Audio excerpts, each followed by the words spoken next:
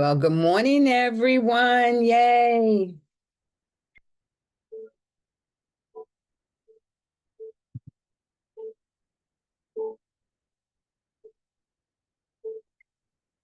Greetings, everyone. Dr. Annette West, publishing pusher here.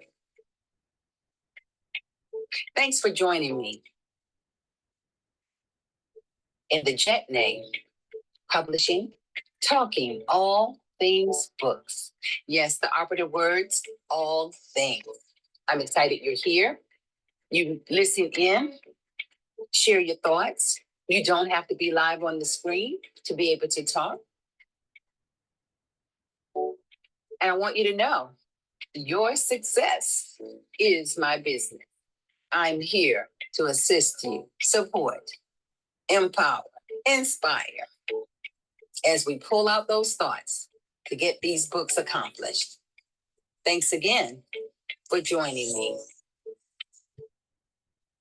All right. Well, good morning. Good morning. Good morning. It is such a great morning. But then every morning is a great morning because I am in this day and I'm already a winner because I'm with King Jesus. So I'm already a winner. So I hope that you all are you're doing well on today.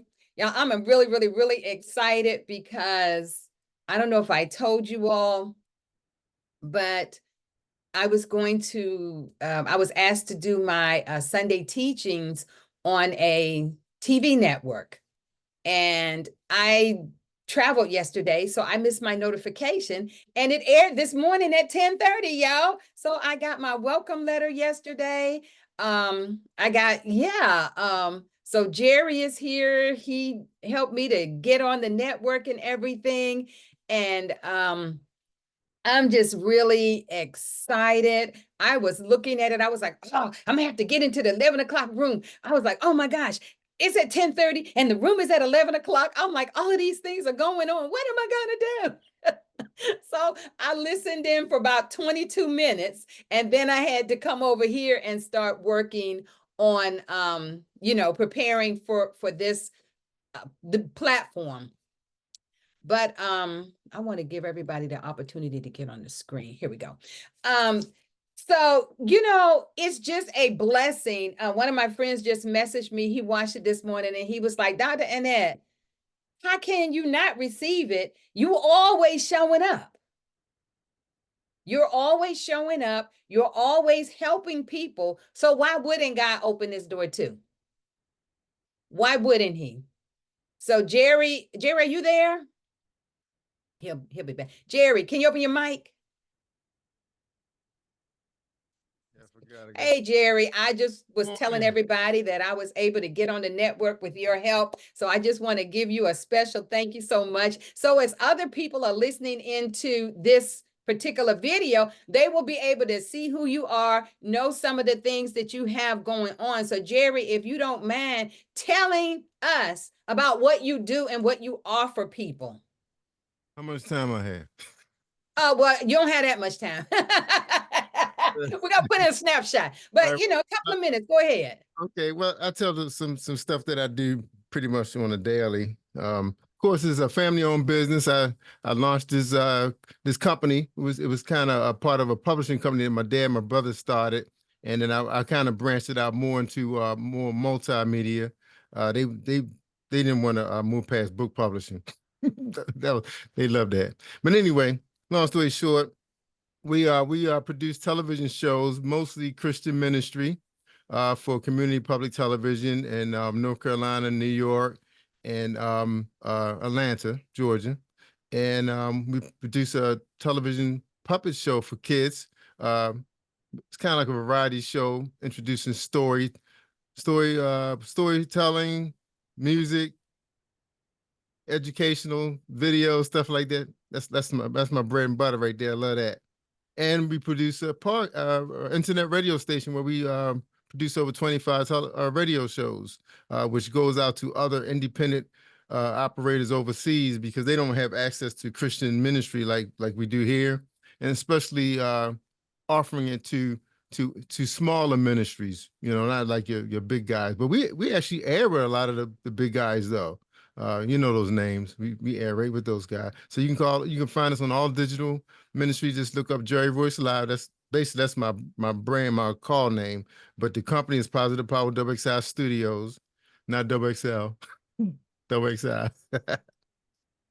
So that's pretty much us in a nutshell. So basically, we just work with a lot of smaller ministries, giving them a chance to put their voices out there and give people who are on the fence an opportunity to hear the grassroots part of the following of Jesus Christ. And I love the way you put it together, especially for somebody that doesn't know anything about Jesus and what his purpose and everything, and what it means to sin and not to sin. That was pretty powerful. Basics, taking it back to basics, right? Thank you. So Yeah. my first message on the network today was come to Jesus. What better way to start the process is I could tell you a lot of stuff, but I need you to come to Jesus first. Right. So thank you so much, Jerry. I appreciate it. I have been so busy and I traveled yesterday. And boy, when you travel, sometimes it can be rough. And I was traveling back from Georgia. I was in Charlotte for 3 days and then in Georgia for 3 days. And Charlotte was wonderful. Georgia was wonderful, but traveling back was a bear. It was a bear. A lot of traffic with everything that's going on with the hurricane and people being displaced. So there was a lot of movement. So it took me one time 35 minutes to drive 6 miles. Wow. Yeah. Ooh, and tough. then after that, about halfway in, I'm all excited. I'm gonna be home in 2 hours.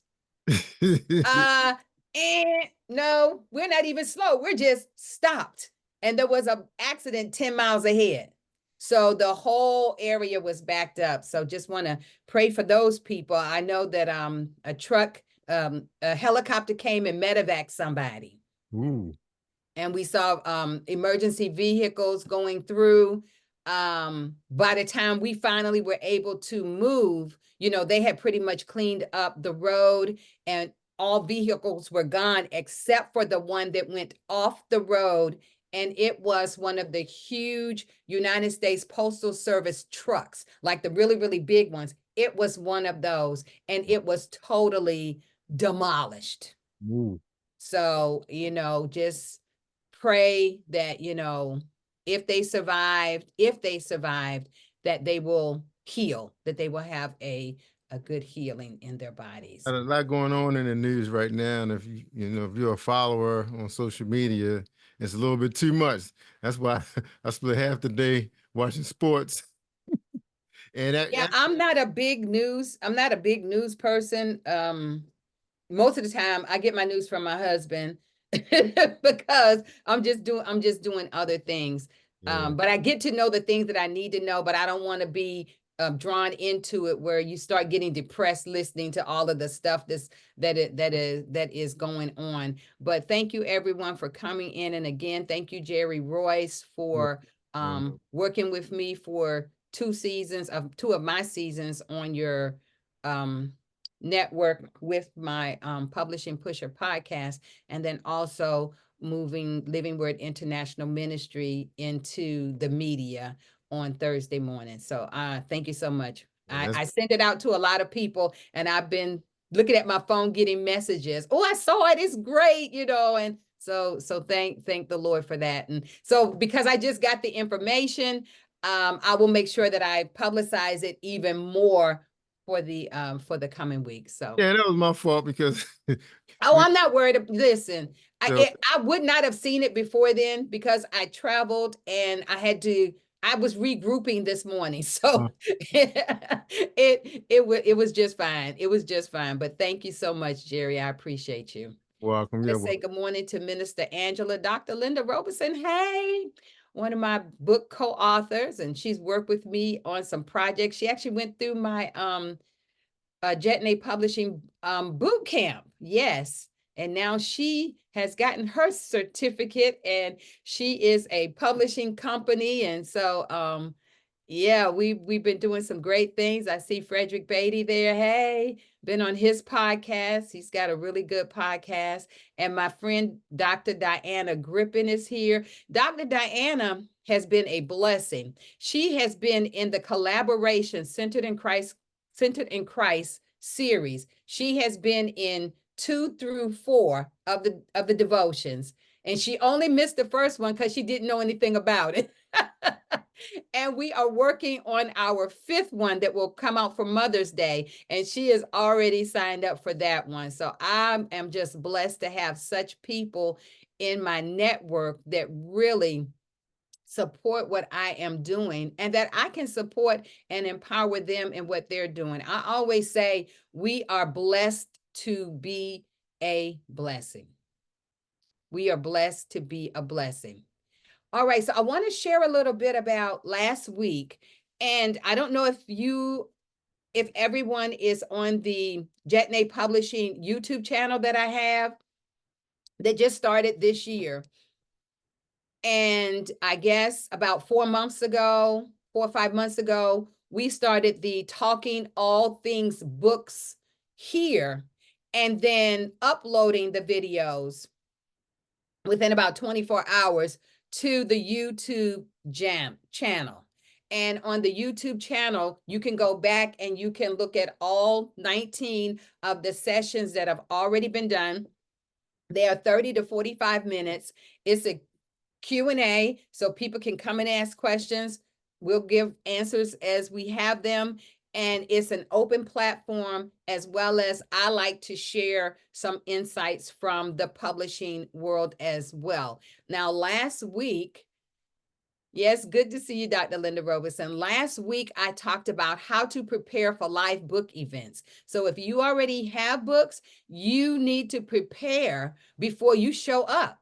You need to prepare. So I talked about several things on last week, and I'll allow you all to speak as well. But last week, I talked about how important it is for us to set clear goals. Of course, you can go there, you can listen to it in depth. I talked about defining your primary objective as to why you want to have your books. Amen. Your sales, your exposure, your networking, how you're going to measure those and specific, measurable, targetable goals that you are going to create, as well as understanding your audience. So today, with a little follow on to that, I want to talk about selecting the right event. Why am I saying that? Because everything is not a best fit for you. I like to say, just because you can, does it mean you should? Now, you can use that statement across many different things that we think about doing, and we do. So we have to select the right event. We have to do our research to find out, a lot of places have their calendar done in advance for the year. There are already some people. Melvise is not here. Melvise from Written Word Publishing. If you're interested, you can reach out to Written Word Publishing and you can ask her for her list. She has a list it's a long list of events that are going on throughout the United States, publishing events, workshops.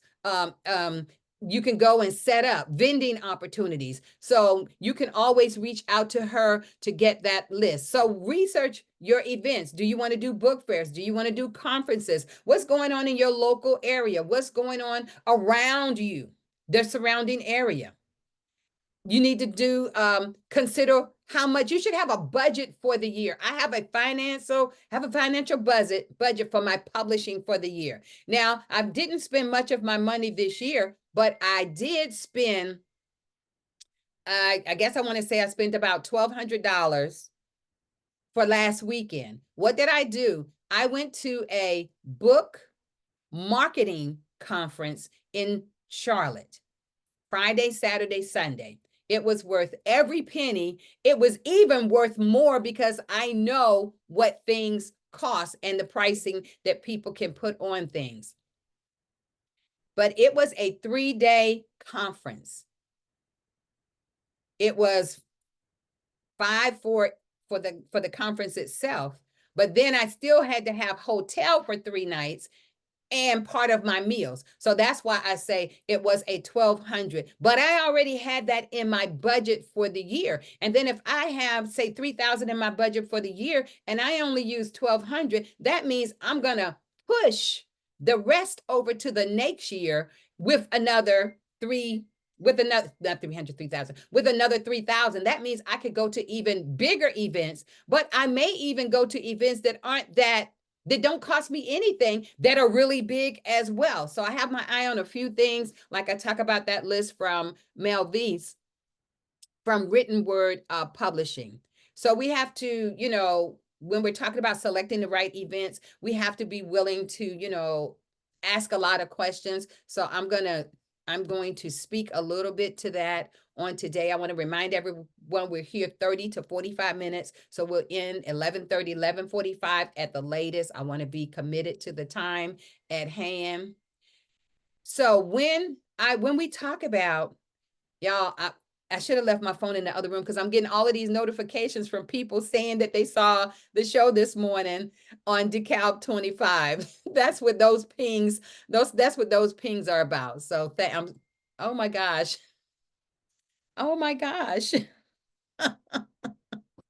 Oh my gosh. So what are we going to do when we start talking about selecting the right event? We always come back to, who is your target audience? What is your genre? What genre do you write in? Do you write across genres? What are those genres? Because if you are faith-based, but you are going to the anime event, you're not going to probably do well there. Why? Because people are coming for that particular event. So we need to make sure that we are preparing to show up to the right places. Is it a gender specific event? Because then we can target our audience for that type of event. We have to know what our audience is looking for. What is our demographics? We always come back to this. What are the venues that attract the people in the age, location, demographic interest group that I work with that are likely to purchase my book? And will they be at this particular event that someone is offering? Another thing that we can do is research event history and attendance. It is nothing wrong with going and looking and even asking. I will ask, if I'm interested in some place that I'm not familiar with, I will say, what has your attendance been like in the past 3 years? I will ask, how many vendors do you normally have at this event? Do you have a varied grouping of vendors, or are all of your vendors the same genre? Because if every vendor is the same genre, that might limit what you are able to do there. But you can still use it as a great networking opportunity. I've told this story, I don't know if it was here or when I was doing the other sessions on Clubhouse, where I went to, yes, Frederick, I signed up for someone I knew. They were having a book fair. Now, they got paid, although most of the authors didn't get paid. But as talking to authors didn't ask the right question. But because I knew the person, I wanted to support what she was doing, because it was she'd done some small book events, but this was a huge book event that was at this very large arena. And her goal was 75 vendors. She wanted 75 book authors or publishing companies. She wanted book authors.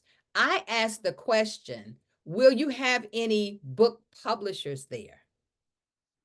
She said, oh, I hadn't thought of, because she's a book publisher. She said, well, I'm not going to set up because, people have vested in this. So if people come in and purchase anything, I want the people that are there to get it. So I said, you're not setting up. So can I pay just a little more of a fee so that I can have 2 tables? And instead of just setting up as Dr. Annette West, I set up as Jetney Publishing. She was like, yes.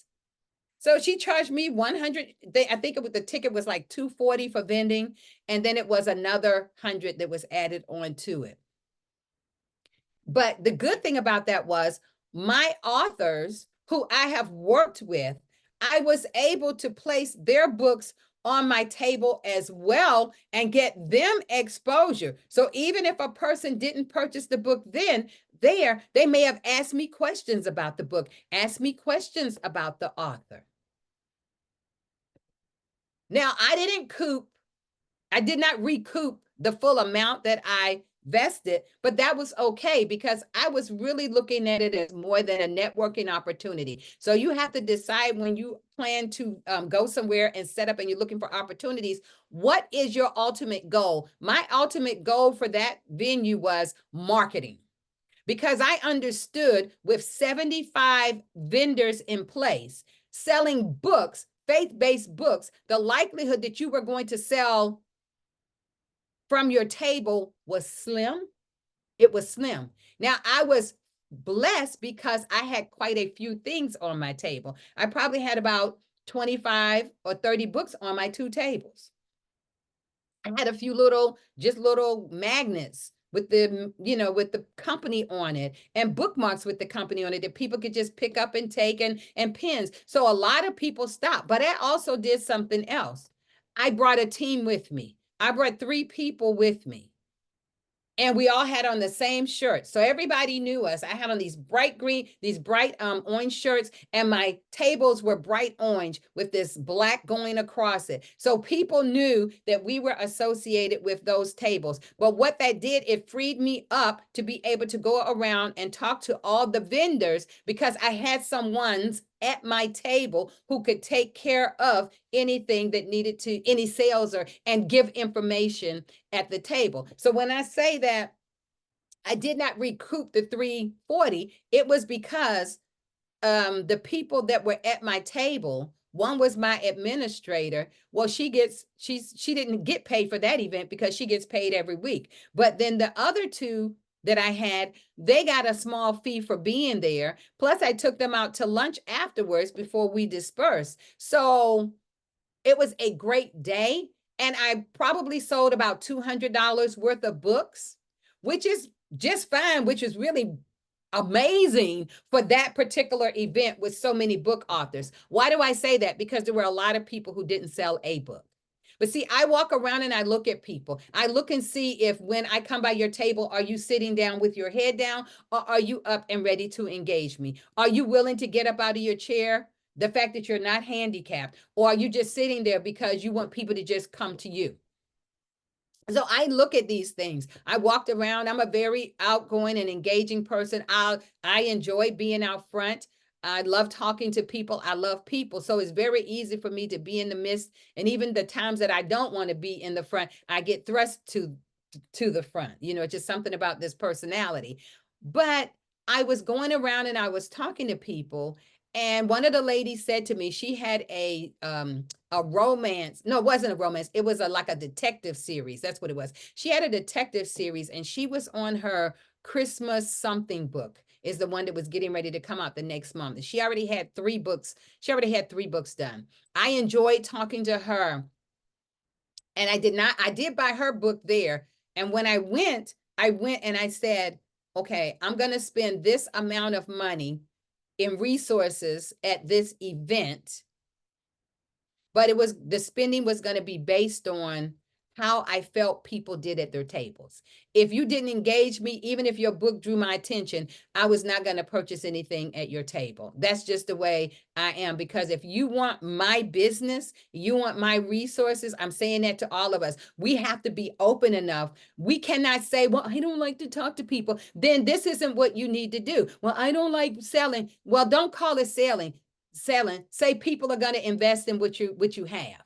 Just like you invested in yourself to be there, let people invest in what you have. Call it investment if it makes you feel any better, instead of saying sales. But guess what? If you don't do it, people aren't going to invest. And then you will have wasted your time for everything you did. So my S3 model says, if you don't show up, people don't know you exist. If you don't speak out, people don't know you have something to say. And if you don't share it, people don't know it's in your toolbox. So I'm just going around, showing up, speaking out, and letting people know. And I don't even typically tell people what I do. They ask me. They ask me, what do I do? So we have to be ready for these things. We want to ask a lot of questions, and you can get a lot of information just going to people's websites and looking at their prior conferences and where it was located. And you can type in, we do Google searches all the time. You can find information because somebody's tracking numbers for the counties, cities, states. They're tracking numbers for events and who's showing up at what things.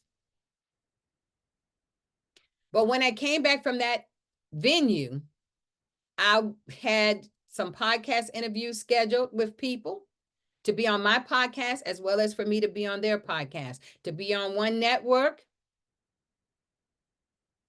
So you never know what can come out of these events, but don't make it that it's the dollar. Don't make the dollar your priority, because you will be highly disappointed many times. That's what I'm going to say on that. I'm going to stop right there because I'd love to hear what you all have to say. So please feel free to open your mic and ask a question or share a comment on anything that's been said.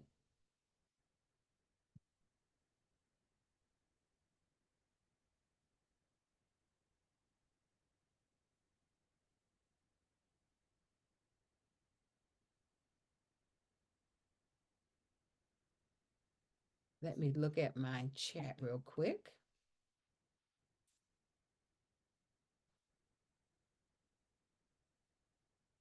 Let's see. Oh, that was an old one. Oh yeah. On September the 19th, we did a session on here, and we had a couple of people that were on the platform, and Jerry was here that day. And since then, they have couple of those ladies have connected with Jerry, and now they're working with Jerry on some projects for themselves. So what I'm saying is, when you show up, you never know what type of opportunity will become available for you, or what kind of opportunity you're giving to someone. Just saying. So true, Dr. West. Because people be surprised about how big their circle is. But you got to get in someone else's circle to expand your circle. And, yes. And we talk about it all the time, how the other ethnic groups form collaboration projects, but we always try to work independent of each other, even within our families. Mm-hmm. And I like the idea that you employ others to help you, and they're getting exposure as well, because they never know that could become a business for them. Setting up or helping people organize. A lot of people don't know how to set up for an event. That was a great idea you had with the orange colors. And people say, "Oh, I remember passing your booth. I like that." And then they want to talk to you, and then they feel connected with you. So this is great, because this is teaching people how to connect and get out of their comfort zone. So thank you so much. Thank you, Jerry. Any other comments? Let's see. Okay, Jerry said the episode 1 from this morning will be on the Weekend Channels group page next week. Yay. Frederick said it's important to ask those questions. He's had the experience of potential purchasers of his first book getting nixed because of what the content of his book was. Okay, but that also went to him not doing his research on the event. So yes, thank you for sharing that. Yes. So go ahead, Frederick. And so to kind of expound on that just a little bit, is so I was invited to a book event, and I didn't, so I jumped. Because it was my first book that I had self-published, and I wanted to get it out there. I jumped at the chance of doing it. I jumped at the chance of doing it because I wanted to try to get some exposure for my book. Again, jumping into something without doing the proper research, it led me down the path of people looking at the content, coming to my table. Now I'm standing up and I'm engaging with people, talking about my book, but also talking about certain other things outside of that. And yeah, I can remember it was one person who picked up the book, who, I guess went to a random page, read the content and kind of just dropped my book like it was a hot potato, just literally just dropped it. And I'm thinking like, well, what's wrong with what I wrote in here? And then she was like, oh man, all this profanity. I'm like, so I said, well, this book is about domestic violence. I'm writing it from a real perspective, not anything crazy, anything watered down. And that was discouraging for me because at that point I was like, you know what, let me just put all this, let me pack it in and just go home. And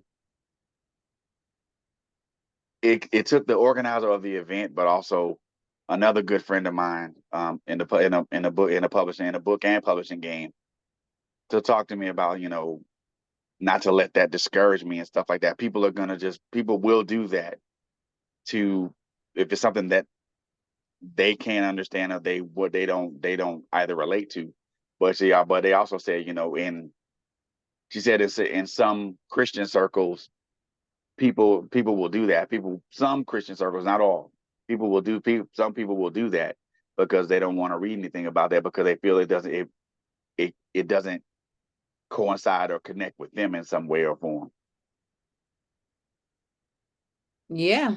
Yeah, we do have to be very mindful.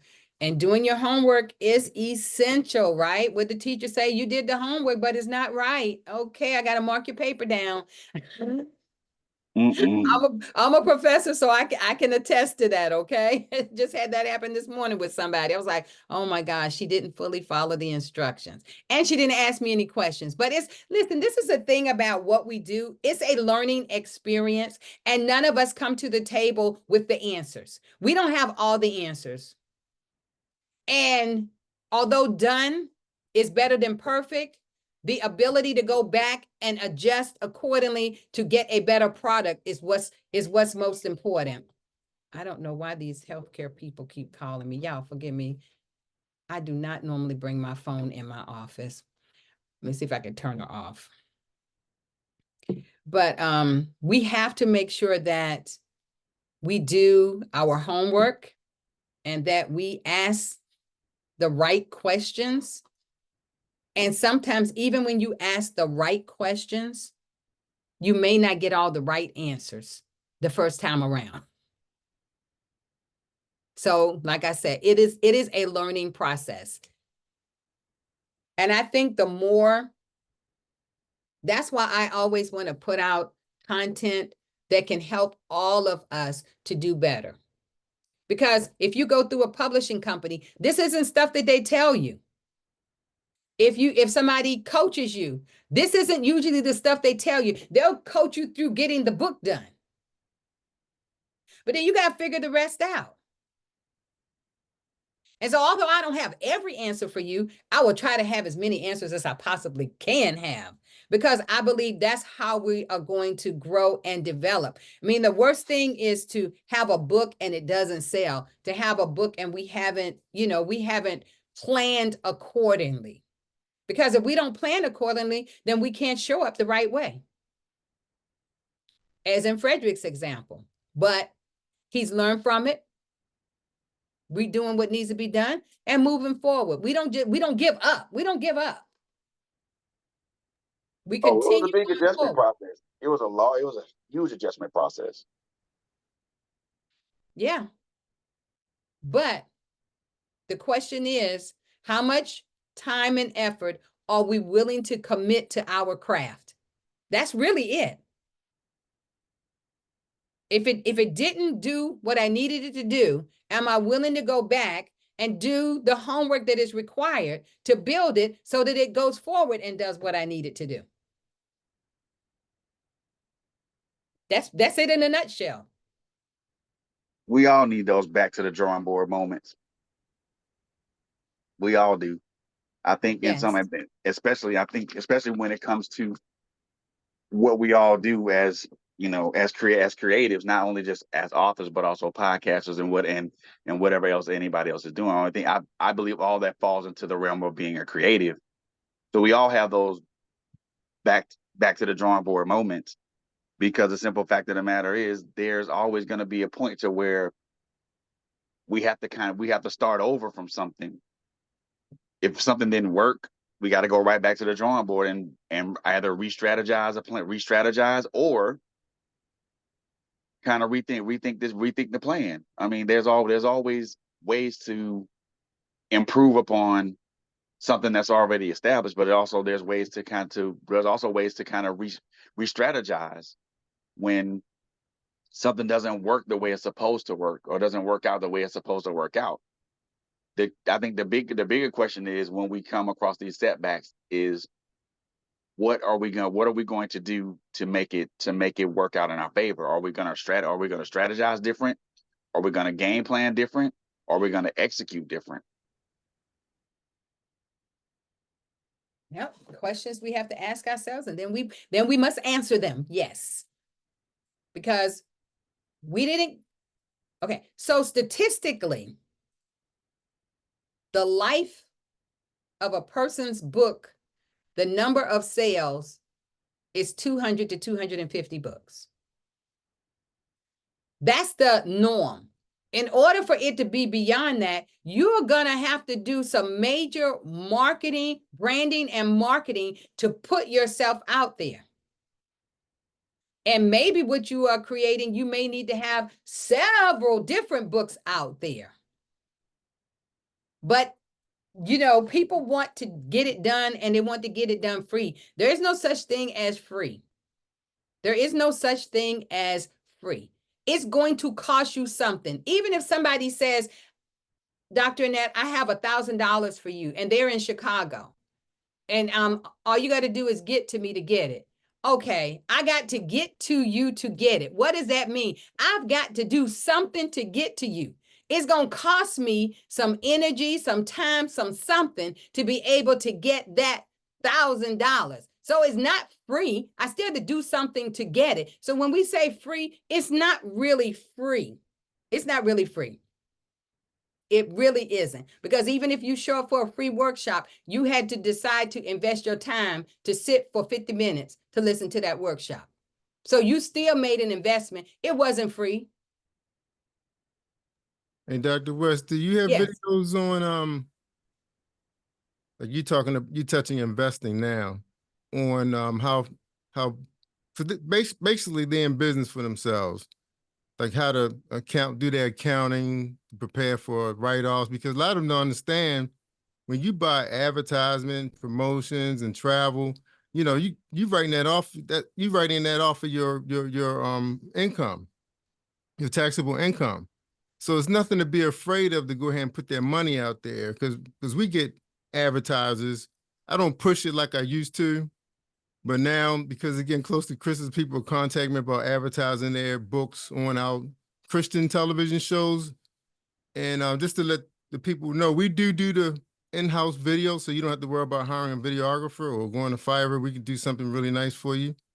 And we have a show that airs right after Joseph Prince Ministry.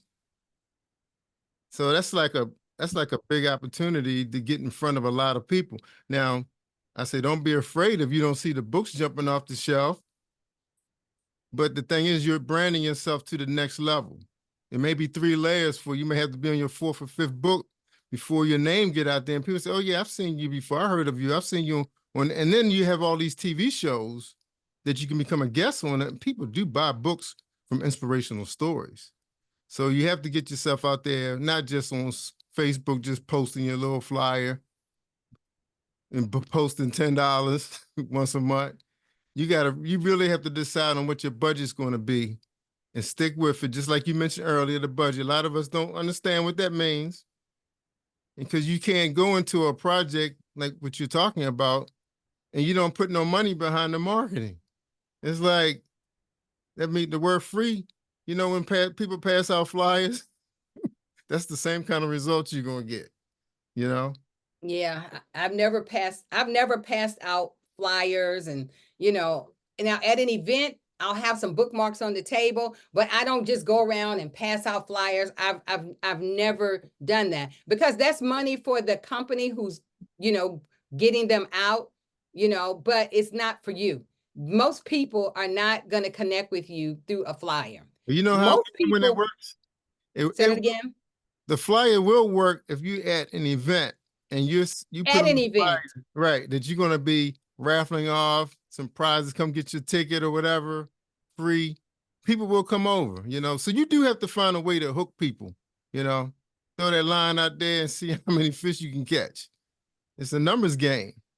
So if you're only reaching out 10 people, you're not going to sell no books. I forgot what the ratio is of even on television ads, but television is the best way to advertise. And then going on as many podcasts as possible. You know, people replay these podcasts. It's not like FM radio. That thing is out there. And then it's up to you to keep pushing it to show you it's on, because somebody may have heard the interview and were inspired by your story and bought your book. I know a guy that sold out in India because of being on a podcast. He had his own podcast. So you got to think outside the box and get outside your comfort zone. Amen. That's right. Thank you, Dr. West. Thank you. Go ahead, Miss Anna. Dr. West, you were talking about our behavior at an event. Sometimes just making eye contact with someone who's walking around, if you don't have someone else sitting at your table, you can sometimes just looking up and people are looking around, just make eye contact with them and sort of invite them to come over to the table, because they may not know that they need your book, but they appreciate the fact that you invited them over. And I said, just come over and take a look. If you wish to buy it, fine. But probably half of the sales at the event at the Calvin Festival of Faith and Writing were the result of making eye contacts with people walking around. And so if you don't have money to invest in a t-shirt, you got your eyes, use them. You just never know. Mm-hmm. Well, I'm shy. Well, if you're gonna be out here trying to build your brand, you're gonna have to get unshy, okay? You're gonna have to be willing to engage with the people. And Miss Anna say, I'm a look you in the eye type of a person. So I think that's what oh, I don't have it in here with me. A lady at the conference the weekend, I'll have it next week. I'll try to bring it next week. It's in my other bag. She gave me a book. And I don't know her. She didn't know me. Here it is. My bag was right there. And I didn't even know she had wrote in the book. I just thought she gave me one of her books. And she said, "Hi, Annette. No, we don't know each other, but thank you for your bright, shining spirit. I see that you live on purpose, and I pray continued blessings in your life. Tara." I never met Tara before, but Tara gave me her book and signed it. So you never know who's watching. I'll say this before I close. I went to this conference last weekend saying, I just want to go see what they're talking about with marketing. I've been following these two ladies that, have their business for like the last 3 years with COVID and everything, been to some of their things in their socially environments. And I was like, you know what? I think this will be a good investment. And like I said, it was worth more than what I invested. But I said when I went, I'm going low key. I'm just gonna go and I'm gonna glean. And I guarantee you, I walked in and this lady just walked up to me and started talking to me, asking me all kinds of questions. And then she said, "Geez, you do so much. Why are you here?" And I said, because I don't think that I'm big, that I can't learn anything more. I'm not the kind of person that thinks that I'm the only one who has answers. And just because I've done things doesn't mean that somebody else may have done something more, or they may have done what I've done, but they are reminding, I'm getting some reiteration on things. So I said, even if I get reiteration, this is a good thing to our moving forward, because we can easily know things, but we have put it on the back burner and we don't think about it anymore. So just food for thought. Well, our time is up. I want to thank everybody for popping in on today, keeping it tight and sweet. But like I said, you can go to Jetnay Publishing on YouTube. This video will be posted within 24 hours. So you can go there and you can check it out. Thanks again. Thanks, Angela, Jerry Royce Live, Dr. Linda Robeson, Frederick Beatty. My friend, Miss Anna Roseborough. If you ever need editing, coaching on editing and things of that nature, she is the one for you. And Dr. Diana. All right, everybody, have a great day. And I like to say this before I close. You heard me say it before. You are blessed to be a blessing. And if we serve King Jesus, we are supposed to be the visible manifestation of his invisible presence. I'll catch you all next time. Bye-bye.